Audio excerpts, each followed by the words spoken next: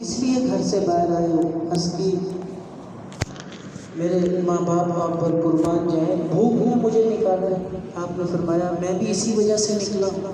اتنے میں عمر رضی اللہ تعالیٰ عنہ سے ملاقات ہو گئی، ان سے پوچھا، انہوں نے کہا میں بھی بھوکا ہوں۔ یہ اسلام ہم تک ایسے نہیں پہنچا کہ ہم گھر میں بیٹھے ہوئے اس دین کو لے کے آسانیاں تلاش کر رہے ہیں۔ یقین جانیں بڑی اس کے اوپر محنت ہوئی ہے، بڑی قربانیاں ہیں۔ اللہ تعالیٰ نے یہ خالص دین کوئی آسان نہیں رکھا۔ آپ تھوڑا سا اسلام کے اندر غلط چیزیں داخل کر دیں، آپ کی زندگی بہت آسان ہو جائے گی۔ کافروں سے معاملات کرنے، اپنے اسلام میں شرک کو لے کے آ جائیں، بدعات کو شامل کر لیں، بڑے سکون میں آ جائیں گے۔ ایک صحابی نبی علیہ السلام کی خدمت میں آیا، عرض کی اللہ کے رسول ساری کائنات سے زیادہ آپ سے محبت کرتا ہوں۔ فرمایا پھر غربت کا انتظار کر، وہ ایسے تیری طرف آئے گی جیسے پانی اونچائی سے نیچے کی طرف آتا۔ یہ کوئی آسان نہیں ہے۔ ہم نے اسلام کو پڑھ لیا، سمجھ لیا، لیکن اس کو اپنانا کوئی خالہ جی کا گھر نہیں ہے۔ بڑی محنت کرنی پڑتی ہے، بڑی آزمائشوں سے گزرنا پڑتا ہے۔ صحابہ کرام نے اس کی عملی تصویر ہمارے سامنے پیش کر کے دکھائی۔ مصعب بن عمیر شہزادے تھے، دن میں 3 لباس بدلا کرتے تھے۔ نبی علیہ السلام نے دیکھا ان کے لباس پر پیوند لگے ہوئے تھے، آپ کی آنکھیں بھرا گئیں۔ آپ نے فرمایا مصعب تمہیں دین مبارک ہو کہ تم نے دین کی خاطر اپنی دنیا کو قربان کر دیا۔ اسلام کی صحیح تصویر، اس کا صحیح تشخص، یہ کوئی گھر میں بیٹھ کے حاصل نہیں ہوتا۔ ایک صحابی کے گھر پہنچے، ابو طلحہ انصاری کے گھر، کہا ہم تمہارے پاس مہمان بن کے آئے ہیں۔ اس نے کہا اس کائنات کے اندر اس سے اچھے مہمان مجھے نہیں مل سکتے، جس میں ایک صدیق ہے، ایک شہید ہے اور ایک تمام انبیاء کا سردار ہے۔ انہوں نے کھجوریں دی، پھر اس کے بعد ایک بکری کا بچہ لیا۔ آپ نے فرمایا بکری کو چیک کر لینا، وہ دودھ دینے والی نہ ہو۔ پھر کھانا کھایا، اللہ کا شکر ادا کیا۔ پوچھا اللہ کے رسول صلی اللہ علیہ وسلم کیا قیامت کے دن ہم سے ان باتوں کے بارے میں بھی سوال ہوگا کہ جو ہم نے کھا لیا؟ آپ نے فرمایا ثم لتسألن یومئذ عن النعیم، پھر تم سے ہر نعمت کے بارے میں سوال کیا جائے۔ آج ہم اس اللہ کی زمین پر رہتے ہیں، کتنا اس مالک کا کرم ہے کہ اس نے ہمیں زندگی دی ہوئی ہے۔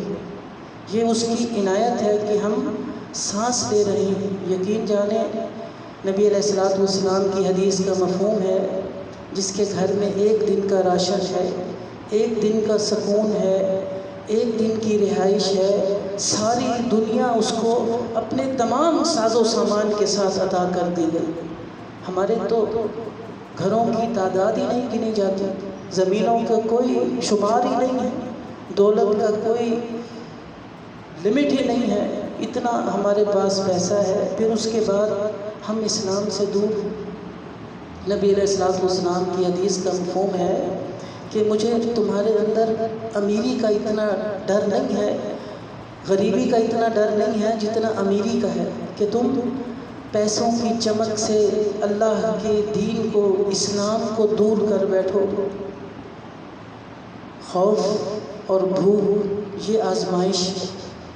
وَلَنَبْلُوَنَّكُمْ بِشَيْءٍ مِّنَ الْخَوْفِ، آج ہم ذرا اللہ کے دین کی طرف آتے ہیں، تھوڑی سی آزمائش آ جائے ہم فوراً پیچھے ہٹ جاتے ہیں۔ کہاں کی نماز، کہاں کی زکوٰۃ اور کہاں کا اللہ کا ذکر، کہاں مسجدوں کی زینت بننا۔ یقین جانیں اللہ قرآن میں ارشاد فرماتا ہے وَمِنَ النَّاسِ مَن يَعْبُدُ اللَّهَ عَلَى حَرْفٍ، کسی ایسے شخص کو اے نبی صلی اللہ علیہ وسلم آپ نے دیکھا ہے جو ایک نقطے کے اوپر اسلام کو پکڑے بیٹھا ہے۔ وَإِنْ أَصَابَهُ خَيْرٌ اطْمَأَنَّ بِهِ، اگر خیر، بھلائی، دولت، پیسہ، چمک اور اچھی روزی مل جائے تو پھر فوراً مطمئن ہو جاتا ہے۔ وَإِنْ أَصَابَتْهُ مُصِیبَةٌ انقلب عَلَى وَجْهِهِ خَسِرَ الدُّنْيَا وَالْآخِرَةَ ذَلِكَ هُوَ الْخُسْرَانُ الْمُبِينُ۔ دوسرے سائٹ پر ایک وہ شخص ہے جس کو ذرا سی مصیبت آ گئی، ساری نمازیں ختم، فوراً اللہ کا گھر چھوڑ کے شیطان کا راستہ اختیار کر کر اللہ نے فرمایا یہ سب سے بڑا نقصان۔ یقین جانے ہمارے اوپر کیا آزمائش ہے۔ اس سے پہلے نبی صلی اللہ علیہ وسلم ایک دن بیت اللہ کی دیوار کے ساتھ ٹیک لگا کے بیٹھے تھے، صحابہ کا ایک گروپ آیا، عرض کی اللہ کے رسول قریش مکہ کے ستم اس قدر بڑھ گئے کہ اب اللہ سے دعا کیجئے، ہم سے اب برداشت کرنا مشکل ہو گیا ہے۔ یقین جانے ہم صحابہ اکرام کی خاک کے برابر بھی نہیں ہیں، اتنا مصائب کے ساتھ انہوں نے دین اسلام کو پہچانا، اس کا تشخص برقرار رکھا، ہم تک پہنچانے میں کسی قسم کی کوئی تنگی یا کسی قسم کی کوئی ملاوٹ نہیں کی۔ اس کے باوجود نبی علیہ السلام نے انہیں کیا جواب دیا؟ فرمایا ابھی سے تم سے پہلے ایسے لوگ آئے جنہیں آدھا زمین میں دفن کر کے سروں پر آرے چلا دیے جاتے تھے، جنہیں لوہے کی کنگیاں گرم کر کے گوشت ہڈیوں سے الگ کر دیا جاتا تھا، بڑے بڑے کڑھاؤں کے اندر تیل ابال کر ان کو اس میں ڈال دیا جاتا تھا۔ ذرا تصور بھی کریں تو بدن کے اندر کب کبھی سی دوڑ جاتی ہے، کتنی اذیت ناک ان کے ساتھ سزاؤں کا اور اذیتوں کا روا رکھا گیا ظلم۔ لیکن نبی علیہ السلام نے فرمایا یہ چیز بھی انہیں اللہ کے راستے سے، اس کے دین سے نہیں روک سکی تھی۔ آج ہمیں تھوڑا سا کوئی بات کر دے کہ ابھی تو تم نوجوان ہو، محض 18-20 سال کے ہو اور تم نے ٹخنوں سے اوپر شلوار کر لی ہے، داڑھی رکھ لی ہے، تمہیں رشتہ کون دے گا؟ صرف اتنی سی بات کہنے پہ ہم اسلام کو چھوڑ دیتے۔ میرے بھائیوں یہ تو کچھ بھی نہیں ہے۔ وَيَسْخَرُونَ مِنَ الَّذِينَ آمَنُوا وَالَّذِينَ اتَّقَوْا فَوْقَهُمْ يَوْمَ الْقِيَامَةِ کہ دنیا کے اندر تمسخر اڑایا جائے گا، یہ تمہارے ساتھ نہیں ہے۔ انبیاء کے ساتھ یہ رواج رکھا گیا، حتیٰ کہ انبیاء کو قتل تک کر دیا گیا۔ بنی اسرائیل کی